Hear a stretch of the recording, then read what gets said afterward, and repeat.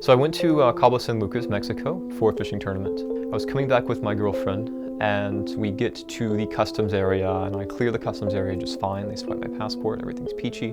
Back in the US of A. We're let out into the main terminal and we're approached by two men who identified themselves as Department of Homeland Security agents. And these individuals say, "Sir, you're compelled to surrender any electronic devices you have on you, including flash drives and removable media."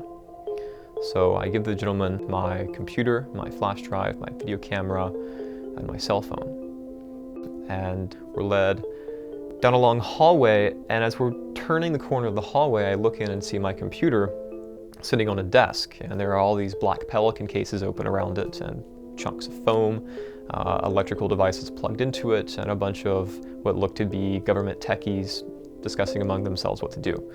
And they see me. It was a really bizarre moment. They kind of close the door sheepishly in my face, and we keep walking. And we get to the interrogation room. The agents began asking me, "What's your involvement with the Bradley Manning Support Network?" It didn't seem to me that there was much of a basis for this seizure or for this interrogation, besides the fact that these people were curious about my work with this advocacy organization. So we had a small conversation about the fact that I had designed the website for the organization, about the fact that I think that Bradley Manning deserves his due process, and that I'm working for his legal defense. The Fourth Amendment protects U.S. citizens from unreasonable search and seizure. I think what we're witnessing now is an erosion of that right.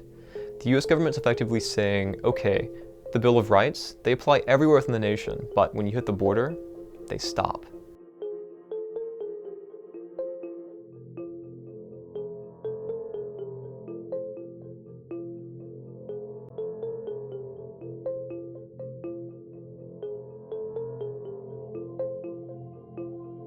You hear on the news from anti-war activists and from peace advocates, oh, my civil rights were violated in some manner, and you kind of brush it off. But when it actually happens to you, when you actually have the government infringing upon your Fourth Amendment rights at the border, when your property is taken from you and you're economically disfranchised by the government, it really hits home what a problem this is becoming.